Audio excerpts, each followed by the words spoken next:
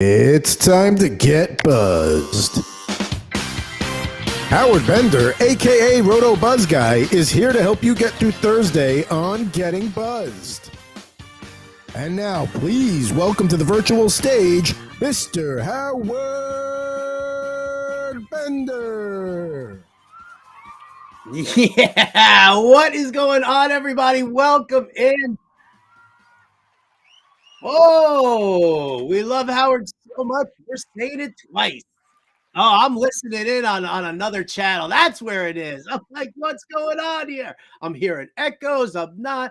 Howard, close your windows here. Get in with it. You got action going on right in front of you. It is Getting Buzzed. I want to thank everybody here for tuning in. At some point, this technology thing, I'll grasp it. Some point or another. I don't know. We'll have to wait and see.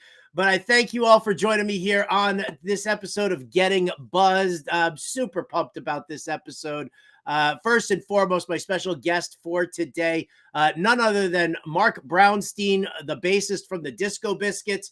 If you haven't heard of the Disco Biscuits, I don't know what you're doing. You obviously don't know the jam band scene at all. But Brownie is not only a phenomenal bassist, he is one of the best human beings I've ever met in my life. There's no doubt about it. Britt Flynn hanging out here in the chat already, super excited about it.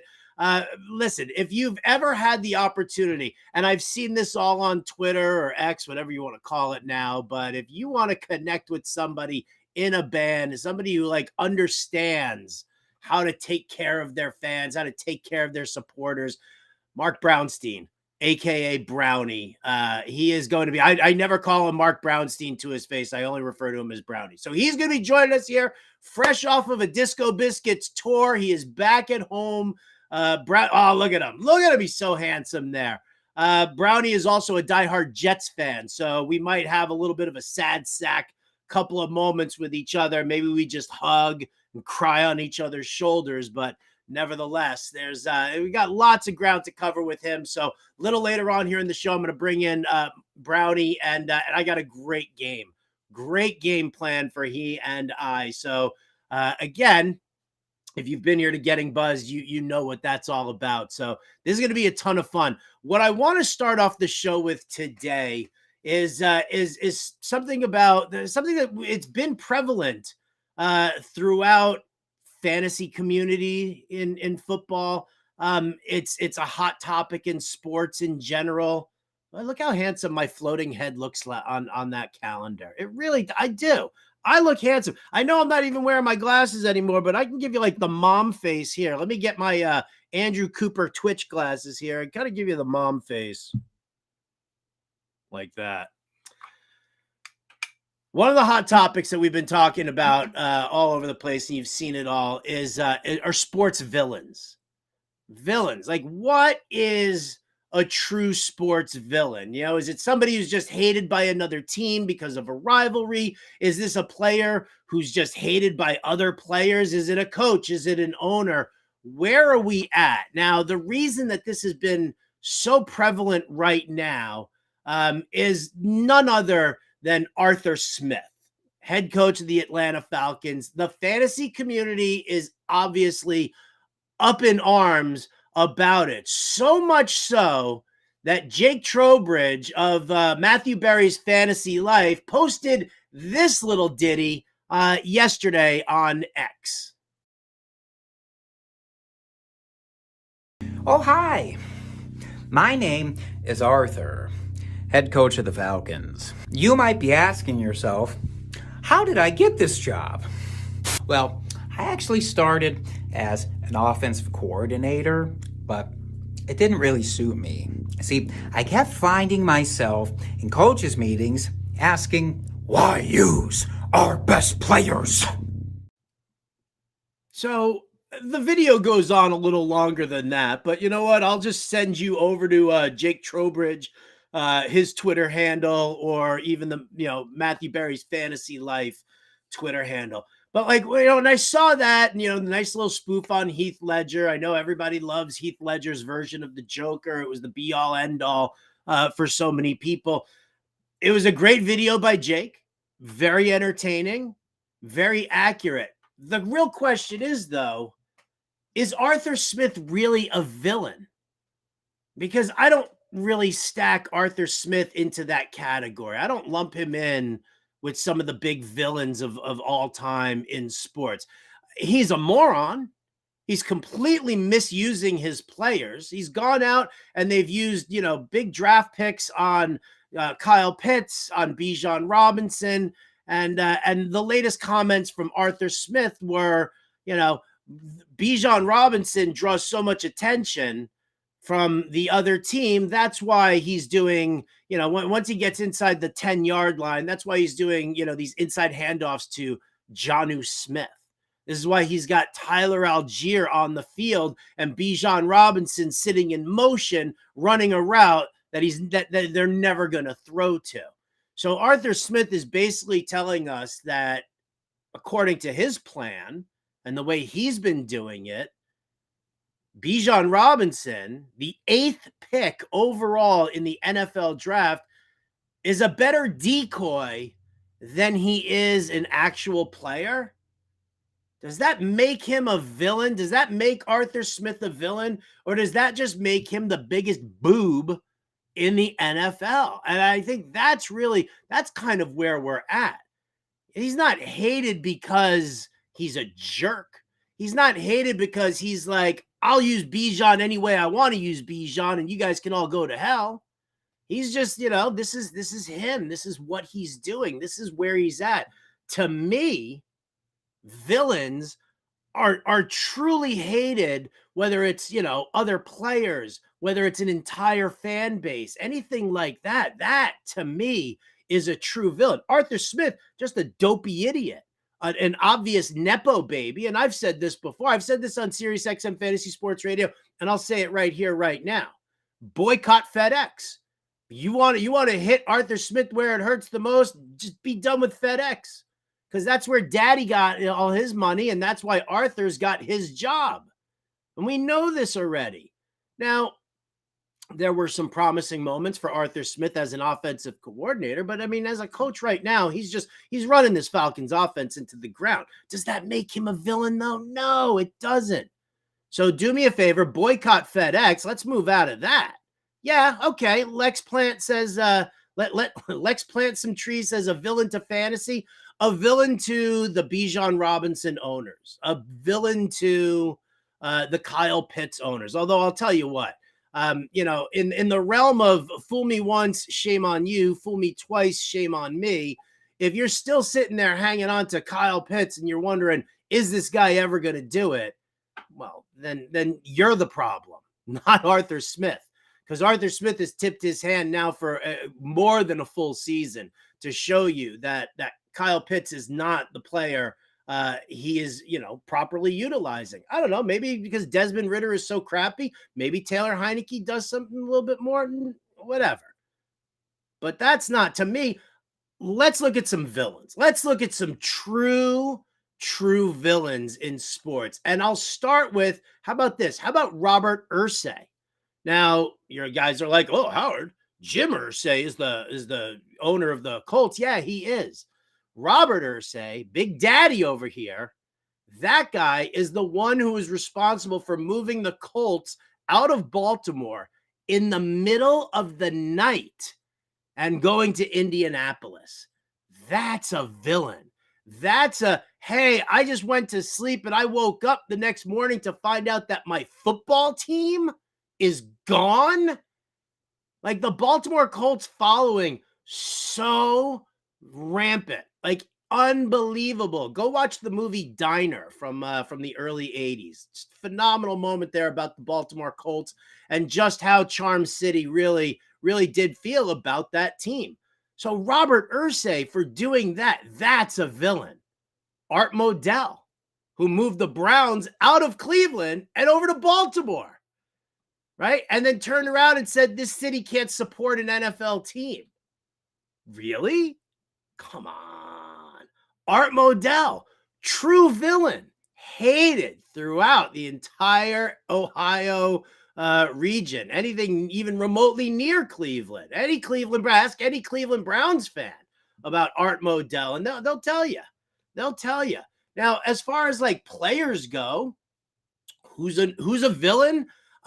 Let's see. I'm going to bring in Adam Bernard here for a sec. He's my producer. You guys all know Adam Bernard. Yeah, there he is, wearing the number 16 in the blue shirts jersey. That's not Adam Bernard. Yes. That's Sean Avery. And let's face facts. Sean Avery, notorious villain on the ice, not only hated by fan bases everywhere, but the dude's hated by a number of players because of his chippy style of play, his cheap shots, all that shit, right, Adam? He was not he wasn't popular in his own locker room at times. So that just goes to tell you right there what kind of, if he falls into the villain category. But absolutely, we all remember the playoff series against the Devils when he started waving the stick in Marty Brodeur's face to kind of screen him and distract him. And it was not illegal. It was not a penalty, but it became illegal. And the sports broke, like a week later after that, they said you can't do that anymore. That's a villain move. But yes, he was an absolute villain. Yeah. I still have his jersey in my closet for what hanging for what it's worth.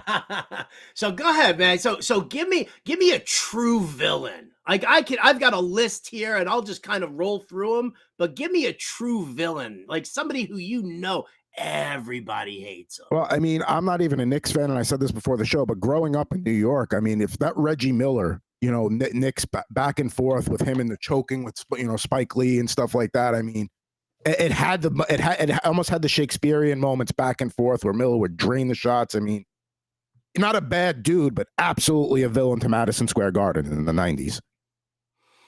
Yeah, definitely a villain. I'll move over to baseball. AJ Pierzynski. Anybody who's ever watched AJ Pierzynski, look at it. There's the shot of Cubs catcher Michael Barrett, like popping AJ Pierzynski for, Pierzynski slid into home and then he slapped his hand on the base and he was like on home plate. And he was talking shit and all of this stuff happened. But see, Pierzynski not only hated here by Barrett, Pierzynski was probably one of the most hated players around Major League Baseball, right? That was without a doubt like one of those guys, like if he was in your locker room, you tolerated him. Okay, great. He's one of us now. But once he changed teams, and Pierzynski was fairly well traveled, once he changed teams, everybody was just like so against this dude. Andrew Cooper popping it in here. John Rocker. Yeah, hardcore racist. Turned out to badmouth all of New York City, the 7 Train, Mets fans in general. Oh, look at that one right there. Tanya Harding. Oh, look at we're floating through them all. Tanya Harding. How's Tanya Harding not one of the ultimate villains in sports? Here's a woman who her and her boyfriend, right, orchestrated an attack on Nancy Kerrigan. That's villainous. All right. What Arthur Smith is doing right now, whatever. It is what it is. Right. This is how he's doing it. Tanya Harding, true villain. All right. Terrell Owens. Let's get over there. T.O. Like, it didn't matter who he played for. He played for the 49ers. He was on the Dallas Star and he was doing that whole thing. When he was with the Cowboys, he was agitating everybody on the 49ers side of things. Anybody where T.O. was an Eagle. I mean, let's face it. T.O., this was a guy who was a true villain. But the best part about it was that he always backed it up on the field too. Like a dominant wide receiver. Total asshole on the field, sure. But I mean, listen, that's a guy who gets under everybody's skin. That's one of the things that you want in a player, in a competitive player. So T.O., we said John Rocker. How about Floyd Mayweather? Everybody kind of craps on Mayweather here. He's a big villain. Bill Laimbeer. This dude was as dirty as it got on the basketball court. And I know I'm like running back over here. I'll throw somebody a little bit more recent. I know Adam sort of disagrees with me on Ron Artest, because Ron Artest went through some sort of a little fix-it in his mind where he became meta world peace and was suddenly a nice guy. But on the field, I mean, look at Laimbeer right there. Look at that dude. That dude is just, he would like elbows everywhere. So when we're sitting here and we're talking about, classic villains. And I mean like real classic villains. Like that's, these are the players. These are the owners. These are the coaches. You want to say Bill Belichick, probably one of the bigger villains in football? I think Bill Belichick is probably considered a villain in the sense that, that this was like Mr. Loophole, whether it was like filming the Jets practice, whether it was screwing around with the injury report, everything like that. Yeah, he was definitely a little on the villainous side. Coop chiming in here. Oh, we got Tommy getting the game. Everybody loves their villains. Everybody loves the bad guys. I love them too. I remember, oh man, when Edmonton basically became the New York Rangers in 1994, and we brought Marty McSorley over. Like McSorley was one of those guys. I mean, I kind of feel like there are enforcers in hockey. Now I get it. The days of the old enforcer, that's what it was at one time. Right. And the game has evolved and they've tried to get rid of enforcers. But when I'm looking at like Ty Domi, Nick Fotiu, I'm looking at Darian Hatcher, like, Craig Berube, Marty McSorley. These guys had a specific job, and their specific job was not just to go out there and fight. Their specific job was to go out there and protect the top player. Marty McSorley sat on a line with Wayne Gretzky in Edmonton, right? And why was he there? Because people would screw around with Gretzky and they'd get chippy with Gretzky and they'd shove Gretzky and they'd try to hurt Gretzky, and Marty McSorley would come in and take care of business. That's what an old school enforcer was. Yes, were there times where they were like sent out onto the ice and said, just go fight this dude and, take care of that? Yeah, absolutely. But it's really kind of funny because while we can talk about Sean Avery being a classic consummate hockey villain, right? Certain enforcers back in the day were some of the nicest dudes on the planet. And I was telling Adam this beforehand. I met Nick Fotiu of the Rangers. So if you're a Rangers fan, if you're a New Yorker and you remember like hockey in the early 80s, right? Nick Fotiu was the Rangers enforcer. This guy did so much charity work in New York. This guy was one of the nicest dudes. This guy, at the end of like the pregame skate, Nick Fotiu would go around and he would take like a whole bunch of pucks and he'd gather them all up and then he'd start flipping them out to the crowd. He'd like go around there and just start flipping them out to the fans. He'd flip them on a stick, he'd throw them, whatever. But like Nick Fotiu was all about the fans for him. And he was like one of the nicest dudes. So does that make him a villain because he was an enforcer? No. Sean Avery? Yes.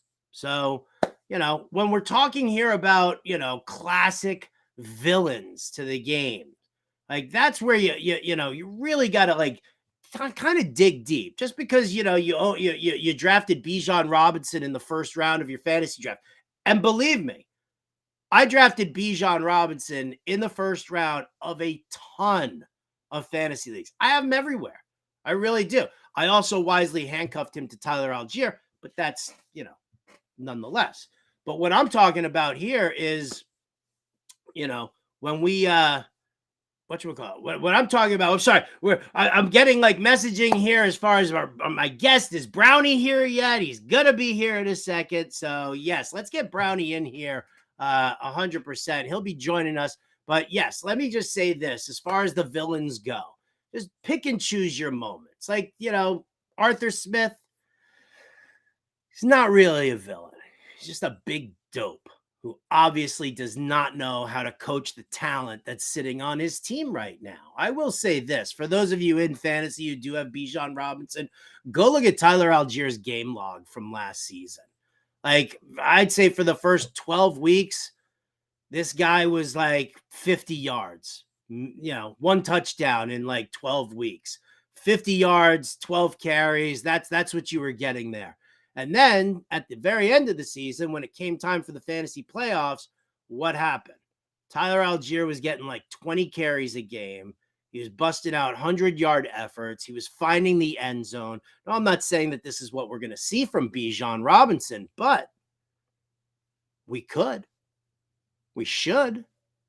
We don't want to sell low on Bijan Robinson. I don't know how many people are coming to me asking about trades. Like, that's another thing. I'll say this, and maybe this makes me the fantasy sports villain, but you people are idiots when it comes to buying low and selling high. I don't understand it. It's like you're disappointed in a guy. Guy craps the bed for 3 straight weeks. Then he has one big, and you're like, I got to get rid of him. I got to get rid of him. What can I get for him? What can I get for him? You know what? You can't get anything for him because he's been crappy for 3 straight weeks and nobody wants to trade for that. Nobody's going to give you the value that you want.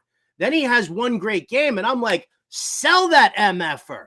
Get rid of him right now, damn it. Do that. And everybody's like, oh, well, he just broke out. Do I want to get rid of him right now? Like, make up your freaking minds. All right. The concept of buying low and selling high means that if you've got a player like Bijan Robinson who's done crap for 3 weeks, you make trade offers to go and get him. And you're not offering up your best players. You're offering up guys who, like, maybe you drafted in the 4th round or the 5th round, guys who seem to maybe be overperforming a little bit. And you offer those guys for Bijan Robinson. But the day that Bijan Robinson has that big breakout game, okay, that's when you turn around and say, this is the Bijan we've all expected. This is the guy that everybody drafted in the 1st round, and this is what you're going to see moving forward. And then you try to siphon from them their top players. Give me your CeeDee Lamb. Give me your Jalen Hurts, something like that. So, boom. Buy low, sell high. I'll tell you what. We'll talk about more of that on Alarm Fantasy Football a little later on here. I got to get my guest in here. I got to get my boy. You guys know him as the bassist for the Disco Biscuits. I know him as one of my top competitors in the Jam On Fantasy Football League. I also know him as probably one of the nicest dudes I've ever met on this planet. I know him. I love him. Get him in here. Marc Brownstein. Brownie, what the hell? You're not even wearing a hat? Well, I wanted to come in here looking clean for you. Looking clean. Wow. See that? What an intro. And I came in as like the loser who wore, I love it, the band shirt to the show. Yeah, I wore a Standing on the Moon shirt, which I thought you might appreciate. Any Homer Simpson shirt I always appreciate. Yeah. Yeah. Wow. That was the best. That was one of the best intros I've ever had on any show. That was great. Well, dude, listen, my love for you, I've shared it with you. You know it's no big secret at all. I tell everybody, you are my favorite bassist in the jam band world. Sorry, Ryan Stasek. I can't help you there. Right? But I mean, listen, dude, like we have fun. We've hung out a couple of times. Like, you've invited me to shows. You bring me backstage. We chatted up. Like you're literally one of the most awesome people on the planet. And for that, I say thank you for being you and being here. I appreciate that so much. It's great to be here with you. So how was tour, dude? You came back from, how long was tour? Like this last Biscuits tour seemed pretty long, but like judging by all your social media stuff, dude, you were having a blast. Yeah. And it seems like it never ends, but what we do is we'll do 3 weeks on, 2 weeks off, 2 weeks on, a week off, so this last tour started, summer tour started at the beginning of June. We did 2 weeks and then we took a week off. Then we went out west for 3 weeks, as you know, because I saw you out there. Mm-hmm. This is the first time since 2009 now, 14 years, that the Disco Biscuits have gone to all 4 corners of the United States. We hadn't been out west proper outside of maybe a festival here or an opening show there in 13 years. And so, I was a little nervous getting ready to go out there, and it was incredible. I mean, I go back and look at some of the photos and videos and stuff every couple of days to remind myself of just the pure elation being on stage at the Fillmore in San Francisco, at Roseland in Portland. And the reception was unlike anything that I could have imagined. And, I guess, distance makes the heart grow fonder, right? And it's been so long. The fans really let us know how much they missed us being out there. we just came back from another run where we went to Texas for the first time in 8 years and did a full tour of the Midwest, and then finished it off in the Northeast at my friend and yours, Peter Shapiro's venue, the Capitol Theater in Port Chester. And I should just say, you say all those nice things that you said about me, bringing me backstage, doing this, doing that. I learned it all from our friend Peter Shapiro. The thing that's so special about him. People say, why Peter Shapiro? How did he end up being him? And it's the answer is, he just makes everyone feel so special all of the time. He shows up at your show at midnight and makes you feel like you're in the Rolling Stones. So, it's one of those things. You go around, you see your friends, you want to host them, you want to make everybody feel great, you want to make everybody feel like they're part of the family, and that's how we try to treat our friends and our fans and everybody. So it's been an amazing couple months here, and we're going to be back out west again in a couple months. We're coming for our second go around. We'll be at the Fillmore at the end of January, so I hope to see you again out there. Oh, you'll definitely see me out there. I think it was I think when we talked about this, it was like right after I saw you at the Fillmore, and I tweeted something out, like a picture that I took from backstage and everything. I think my wife took a phenomenal picture of you and I, just like hugging each other, which is one of my favorites. But then all of a sudden there was like a random dude who tweeted about didn't get to go to the San Francisco shows, was going to see you at the next show right afterwards, had already bought his meet and greet stuff. And he tweeted that out, and then you jumped onto Twitter and you were like, dude, you got to make sure that you seek me out, that we talk, whatever. And I said I said to my wife, Deborah, I'm like, see, this is what it's all about. Brownie gets it. Brownie knows. You make every fan feel like he is the most important Biscuits fan out there. And I think that's that's the vibe. I try to do that with my subscribers at Fantasy Alarm. The fact that you do that with your ridiculously huge following for music, that to me is that's what it's all about. Well, it's just too easy to be nice to people, right? And I think that it was, I want to say, when I was younger, I read something about BB King, that over the years, back before the internet, back before Twitter, back before people could keep in touch digitally, if you wanted to get in touch with a rock star that you were a fan of, you had to write a letter to their fan club and send it in to whatever their managers had an address, and you would send it in and hope that you got it back. And I believe I remember reading once that in all of his years, BB King personally answered every single one of those letters that came in. And it just resonated with me. There's, you hear stories about these guys that are just world famous who take the time to answer every single person that ever reaches out to them. And that's really what inspired me to be like that. I read that and I said, if I ever have that kind of success, and still I will say, if we ever do have that kind of success, I will continue to answer every single person who reaches out to me. If you're going to take the time to go online and send a correspondence to me, it only takes me a couple seconds to say, hey, thank you for reaching out. I appreciate your support. Have you always been like that? I mean, you've been like that since I've known you, and I've known you for probably close to a decade right now, through the Jam on Fantasy Football League, which is where you and I kind of first met up. But early on in your career, my first Disco Biscuits show, I think it was 2001 or 2002 in New York City. That was where I first saw you. So you're obviously 20 years in, but you were significantly younger when you first started. Were you still of that ilk back then?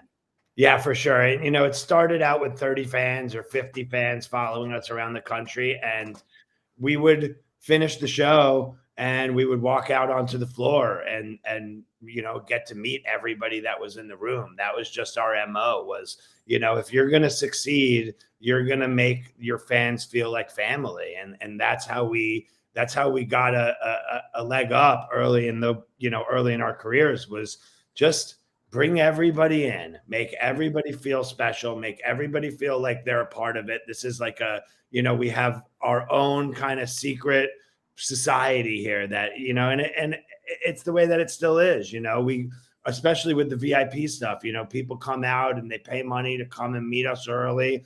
And I say to my tour manager, hey, make sure that we're starting that stuff early enough that we can play a couple songs and still have 15 or 20 minutes that I could go out there and meet all 50 people and give them all a really great experience, because if people want to come out early and meet the band, obviously 2,000 people are coming to a show. You can't meet every single one of them. But, if 50 of them are coming out for the VIP earlier, it's VIP, very important. You have to make them feel like they are important. And it's, I think a lot of people will agree with me. I think I get more out of it even than the fans do. It makes me maybe feel better than it even makes the fans feel. It's just such an important thing. Just yesterday, a girl came onto Instagram or a woman, and she DM'd me and said, hey, earlier today, my husband reached out to you about if there was going to be an Electron holiday show in Philly this year.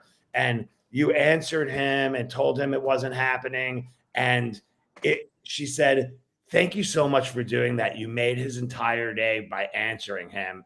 And I answered her and I said, well, you know what? He made my entire day by reaching out to me on Instagram DMs. And that's true.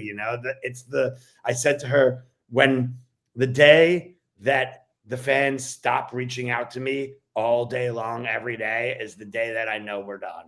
Right. It's like, this online community that we've built that a lot of people would agree. I've curated this community by being so active in it. And the other guys in the band, they'll pop onto online, but really every band has one guy. Humphreys has Joel, Mo has Al. Every band has one guy that seems to be the person that's gregarious and outgoing and goes out and meets all the fans. And, you need that. You need one guy who's going to write songs that are going to be, generationally remembered. And you need somebody in the band that's going to be there to curate a community. And if you don't have that, it's really hard to build a community without somebody holding it together. Yeah, I agree with you 100%. I follow that same path, that same guideline, in the fantasy community. It's why I answer everybody's questions on Twitter. It's why I always respond to emails as well. So I love that. I do. Now, you do a great job of that on Twitter. It's great you even answer my stuff on Twitter when I'm looking to figure out what do I do with Travis Kelce is going on bye week this week. And, that's takes out a heap of points for me. Where am I going to get him back? So. Well, I was just going to say, it's not all lollipops, rainbows, and sunshine for us. The two of us are diehard Jets fans. That's right. This has been miserable. And I don't even how's your fantasy season going this year in Jam On? Are you ready to win that second trophy? I was the one, for everybody who wants to know, that trophy that's sitting right back there. That's what it looks like. I traveled to Las Vegas to a show to present that to present Brownie with his trophy. Was that 2 years ago? I think it was 2 years ago. 2 years ago. So how's your fantasy season going?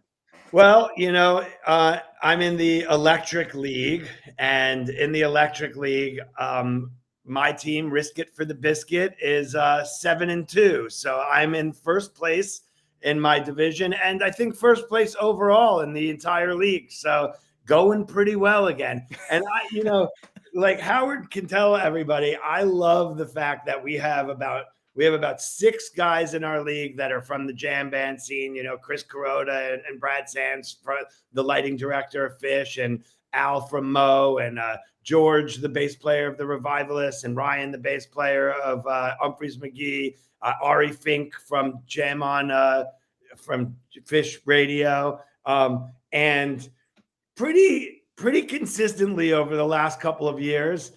And then on the other side, we have all of the so-called experts, right? We've got Adam Zucker from CBS and Bob Wischusen, the radio voice of the New York Jets.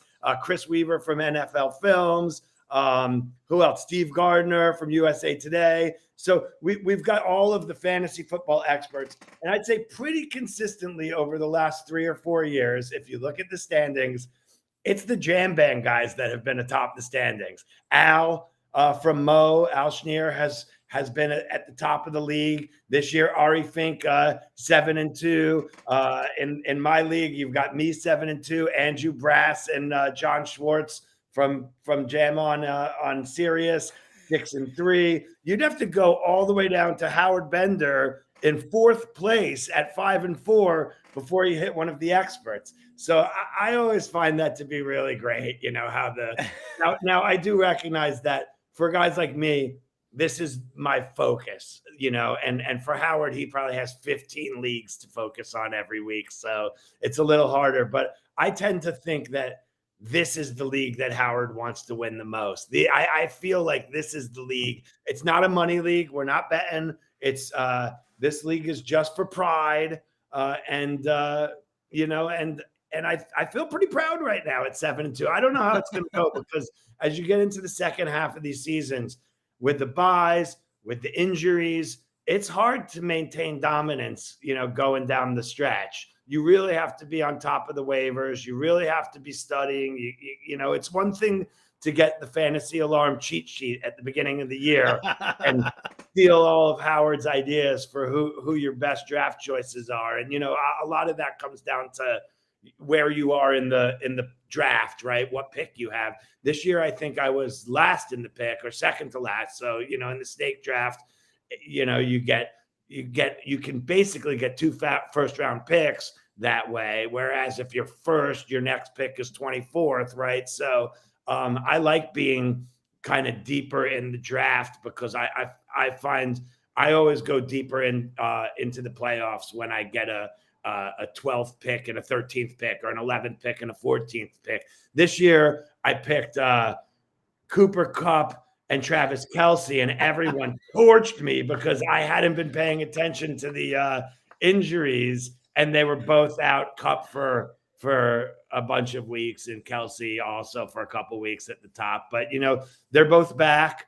I went to the waivers on week 1 with the first pick and picked up Puka Nacua, who has been a bright spot. And I ultimately last week ended up trading him to Ryan Stasek because I'm flailing with my running backs in both of my leagues right now. All of my running backs are hurt. Aaron Jones was my first running back pick, and he's had a rough year with his hamstring. And it looks like he might be back. I see he's got a Q next to his name right now, so I'm not sure exactly what's going on there. But I traded for Tony Pollard and Deontay Foreman.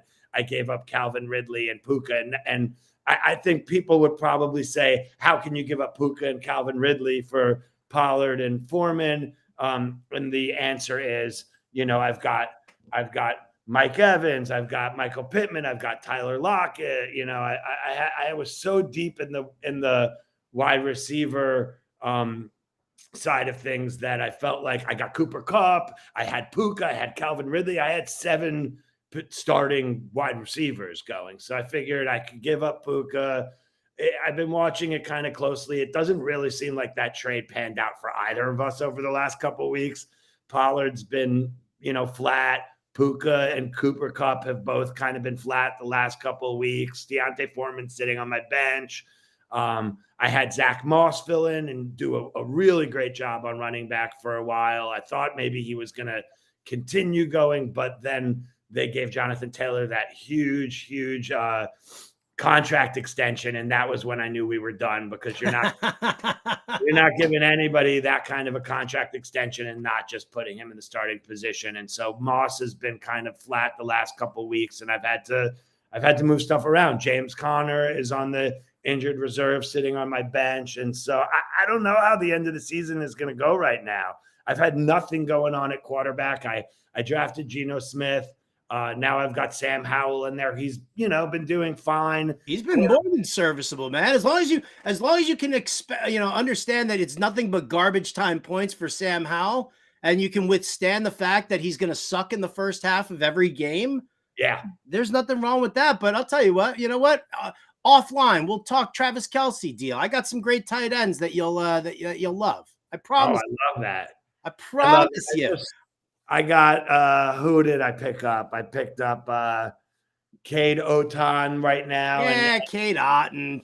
yeah, I got Dalton Schultz. I got Trey McBride. Two of the guys that you're gonna want, Brownie. We'll talk.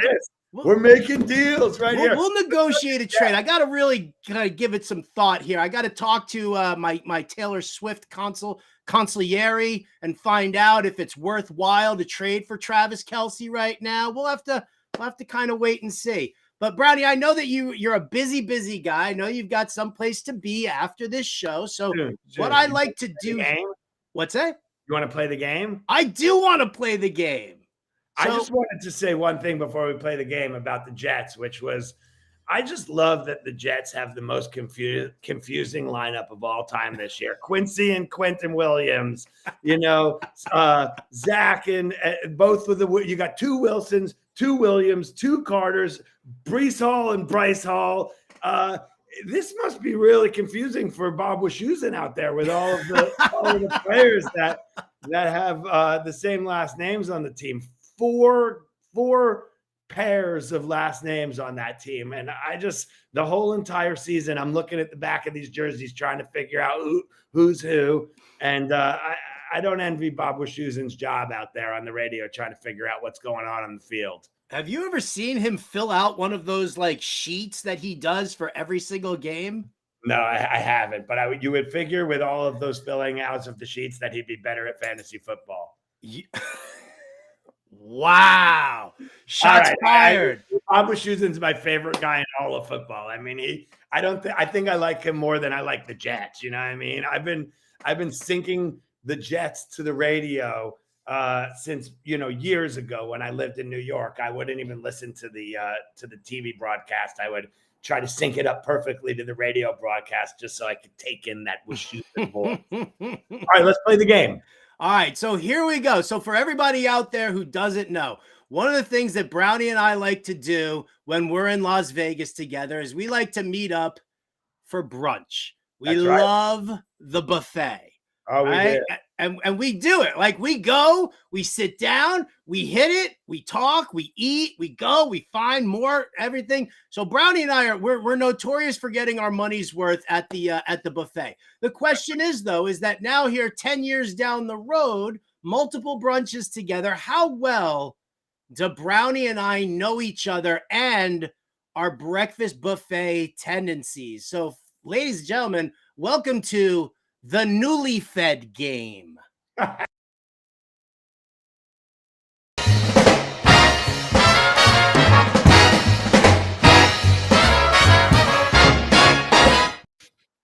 right, so here's the way it goes. Our producer, Adam Bernard, submitted 5 questions. I gave my answers to Adam. Brownie gave his answers to Adam. We have no idea what the other one said. The game is whoever guesses what the other person answered, the most questions right, wins somebody's love and admiration. I don't know whose. That's right. Whoever wins pays for the next brunch in Vegas. Boom. Done. Those brunches are pricey. Damn it. All right, let's go. Adam Bernard, our illustrious producer. Let's get to the questions. All right, folks, let's bring up question number 1. What is your favorite kind of omelet? Now, Howard, I want you to take a guess at what Mark answered. Brownie's favorite omelet. I'm just going to say that it's a, you know what? He seems to me like a Leo type guy, like a lox, eggs, and onions type guy. All right, so Howard guesses a Leo omelet. And Mark, what would you guess as Howard's favorite kind of omelet? I'm going to guess that Howard is a ham and cheese omelet. That's what I think he is. Ham and cheese. Old reliable ham and cheese. So there are the answers on the screen. The guesses. The proper answer was, nobody gets anything right there. The Western and the Denver omelet are like the same thing. It's like ham, peppers, and onions. Uh-huh. You All call right. the Western. I mean, it's close. You're a Western, and I'm a Denver. Yeah. Yeah, we like the same kind of omelet, and we both got it wrong. We're the cutest, aren't we? We're so cute. What's question number 2? Number 2. All right. So, question number 2. What is your favorite type of bagel and preferred spread? Howard, what do you think Mark's guess was? Oh, Brownie's just he's an everything bagel with a schmear regular cream cheese. That's what Brownie's all about. And Mark, what do you think Howard's favorite breakfast bagel and spread is? I think he's going to be an everything bagel with cream cheese and lox. All right. So the guesses are going up on the screen right now. The proper answers. Howard likes a salt bagel with lox spread. Mark likes an everything bagel with scallion cream cheese. So close, Howard. So close. Scallion. Both so close. Salt with lox. I was close. Damn. I All almost right. went lox spread too. I had that in my head because I didn't even know if lox was going to be a viable answer. But all right. And I was worried that scallion and veggie and scallion and an everything bagel would be too much for you, but apparently it's not. What's question number 3? Question number 3. What is your preferred breakfast potato style? So Howard, what is Mark's favorite breakfast potato style? Oh, he's a hash brown dude. He's easily a hash brown dude. Hash Not like a McDonald's hash brown, not like the hash brown patty, but he likes the shredded hash browns. All right. And Mark, what do you think Howard's favorite form of breakfast potato is? I think he likes the McDonald patty. That's what I think. The hash brown patty. All right. So the answers are going up on the screen. Both answers were, we'll say, hash brown related. Howard and Mark. Howard gets Mark's right. Now, shout out to Waffle House for the loose, covered, and smothered and well done. Yeah. So good job by Howard. And Howard, home fries. 1-0. Oh, All right. I'm going to eat so much at the next brunch that you buy. I can't wait for this one here. Still 2 questions to go here. Oh, shit. Okay, what do we got? Sausage links or sausage patties? All right, we're 50-50 on this. Maybe. All right. Brownie's a Lynx guy. All right. And Mark, what do you think Howard likes? I think that Howard's playing games here in my head, and I'm going to say that he's a Lynx guy too. All right. So we have 2 answers for links in the guesses. Unfortunately, Howard guessed patty, and Mark, just like Jules Winfield, does not dig on swine. Does not. I only like a sausage link that's about yay big. All For that length. All right, so we both get it wrong. I'm still in the lead. You are still in the lead with 1 more question to go. French toast, pancakes, or waffles? You can only pick one. Howard, what did Mark guess? Brownie's a pancake guy. And Mark, what do you think Howard guessed? I think he's a French toast guy.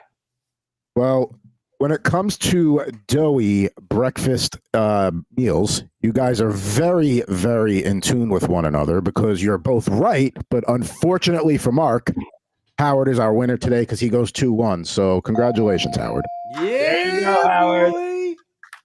I'll be seeing you in Vegas. Yes, you will. And I'm gonna, you know what? I'm gonna fast for like a good 3 days beforehand now.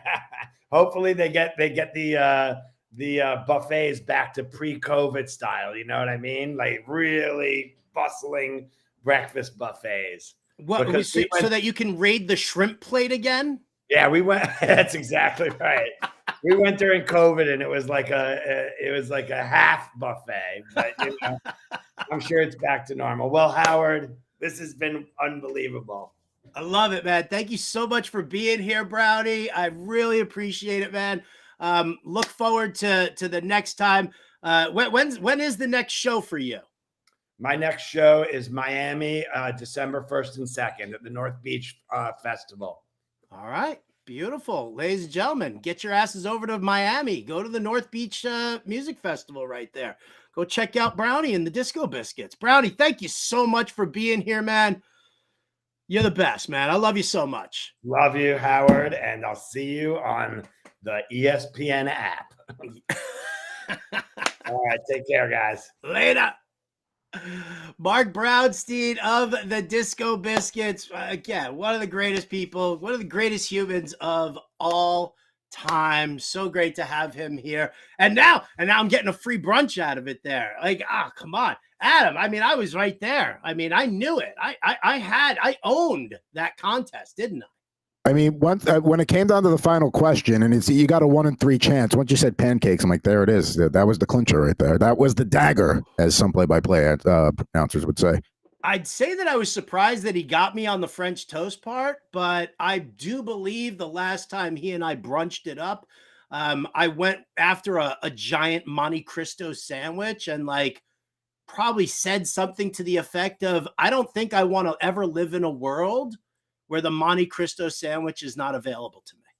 Well, here's the other thing too. I'm a little surprised that you didn't know that he did not eat pig. I figured that could have, I mean, you never saw sausage on his plate? Not once? I mean, obviously no. The funny thing is I was thinking about it. Like, that's why I was surprised that he said the Denver omelet, because the Denver omelet's got ham in it.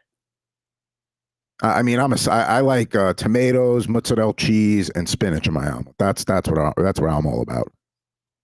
Tomato, mozzarella cheese, and what? Spinach. And spinach. And throw some onions in there too. Okay. Oh, yeah. Why not? Why not? Why not? Yeah. All right. So now I gotta figure this one out. And you know what? You can have chicken sausage, right? There's like, Yeah, that's true. That's true. So, just because he's not, scarfing down the pig, but I want to know what he does with his Denver omelets now. Now I'm debating. Was Brownie 100% truthful with us here? I mean, now you're on the case, so you got to report back. Yeah, we're gonna have to look into that one there as well. All right. Big thank you again to Marc Brownstein. Always great to join him, and I highly recommend, if you guys can catch a Disco Biscuits show in your neck of the woods, definitely do that. Time for the final 5. And listen, this one here, we're going to keep it breakfast themed because Adam and I we've been fighting for like the past, I don't know, I'd say like 48 hours here over this one. So let's get to it here. Let's get to what the final 5. These are the top chocolatey cereals that are out there. Now, y'all know that I'm more partial to like, a little Frankenberry. I like the strawberry flavor. I like the strawberry quick milk. I know a lot of people like their chocolate cereals. So here we go. These are, in my opinion, the top 5 chocolate cereals. Number 5, Chocolate Toast Crunch. All right. Adam, get in here, man. Can you get in here with the Chocolate Toast Crunch? I sure can. You've got you kind of hit the nail on the head when we were talking about this. And let's have it out here. Chocolate babka versus cinnamon babka. You want the chocolate, but you settle for the cinnamon, even if there's phlegm in it. So but you want the chocolate. So that's what you do. I mean, there's nothing wrong with Cinnamon Toast Crunch. It's a great breakfast cereal. It gets the job done. But if it's cinnamon or chocolate, you go chocolate. Seinfeld taught us that. Seinfeld definitely taught us that. All right. Number 4, I'm going to go with a weird kind of cereal. I had no idea what this was all about, but here it is. Crave. Because the brownie batter center kind of gives it like a little bit of like chewiness to it. Now, not the ideal thing that what you want in a breakfast cereal is like, eating it's like chocolate combos with like brownie batter in the middle of that. But I got to tell you, man, if I'm going to sit there and like forget about the milk, I'll just eat that crap right out of the box. I'm loving that. Now you got me thinking like, all right, so if that's basically like, combos, like a cereal version of combos, and you just put milk on them. So I should maybe getting like combos and like dumping them in my soup and making like that way, pizza combos in like a tomato soup. Yeah, there you go. Now you're onto something. Number 3, shout out for the Cocoa Krispies, baby. Snap, crackle, pop. I love making marshmallow treats with the Cocoa Krispies. Just rock solid breakfast cereal. One of my absolute favorites. My wife makes an excellent Rice Krispie treats with these, but she uses peanut butter as well. So chocolate peanut butter Rice Krispie treats, fantastic. I don't believe you. Prove it. All right, I'm not driving to Half Moon Bay. I'll drive up to you. All right, I'll meet you halfway. Done. Somewhere in Marin County. Somewhere. I'll meet you on the Golden Gate Bridge. On the county borders. Number 2, we're all cuckoo for Cocoa Puffs, without a doubt. They've gotten a little smaller, little, over the years. Like, I remember when I first had it, I mean, they were like good sized circles. Now they're like these like little like BB pellets. They used to be like chocolate kicks essentially, and now they're starting to. Now they're more pellet sized, they're little BBs, and I like the bigger puffs better. And the number 1 chocolate cereal for me, Yabba Dabba Doo. Give me the Cocoa Pebbles. I mean, it's the 1-1 of chocolate cereals, no doubt. You know why? Because the chocolate flavor that you get with the Cocoa Pebbles versus the chocolate flavor of the others, it's superior here. And the important thing with the chocolate cereal is the chocolate milk it leaves behind to drink at the end. And the Cocoa Pebble milk, far superior than anything else on this list. Now let's hash out the fight. Why have we been sparring for the last 48 hours as we do this, Adam? Because I feel that there's a glaring error on this list and that chocolate Lucky Charms should be included. Lucky Charms, the regular version, it's a good cereal by itself, but you throw that chocolate flavor into it and it's an all-pro cereal, both in the child cereal category and the chocolate cereal category. Now, one thing we do agree on is that Count Chocula sucks. He's nowhere on this list. He's not even the best of the Halloween cereals.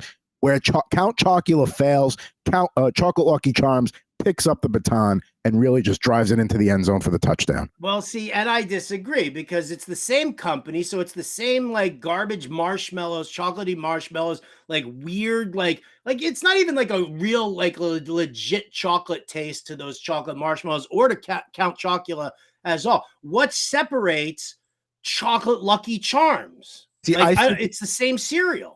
Now the chocolate pieces are probably the same. There's no difference there. It's just the shape. But I know the marshmallows that they use for Lucky Charms are probably like a slightly higher quality than the stupid Halloween cereals that they release once a year. I love Frankenberry. I love Boo Berry. The Carmela Creeper one is pretty good too that they rolled out this year. But I haven't had that one. I'm gonna have to investigate that. It's apple and caramel. It's pretty good. But the marshmallows, like they get soggy in the Count Chocula like the second they touch milk. Where Lucky Charms marshmallows, they hold up a little bit. If you don't believe me, go buy a box of 2 and then do a little science experiment and see. Now, the thing about Chocolate Lucky Charms is it's a Target exclusive. You're not going to find it in your cereal stores. You got to go to Target. Well, see, there you go. Like, there's no Target near me. I mean, I would have to like trek out there. But I'll tell you what, the next time I'm over in San Mateo, maybe I will pick myself up a box of Chocolate Lucky Charms just to compare them to Count Chocula. Although I don't even know if I can get a Count Chocula right now outside of Halloween. So we're gonna have to wait and see. If there's left on the shelves, but they're not getting any more till probably September next year. So, and it's probably the same boxes too. Like they're just like, they put them on the shelves in the back and they're just gonna move them on out there. So yeah, they'll sit in a warehouse for a year and they'll be the first ones out next year. Well, that's going to do it for us here on Getting Buzzed. Thank you so much, everybody, for tuning in. Huge thank you to my man, Marc Brownstein of the Disco Biscuits, for joining us. Big thank you to Adam Bernard for, as always, bringing the heat here, the graphics, the arguments, the fun. I love it so much. Stay tuned. You got Alarm Fantasy Football with me and Andrew Cooper coming up next. If you got those NFL Week 10 lineup questions, we got the answers. But I'm Howard Bender. This has been Getting Buzzed. Catch you next time.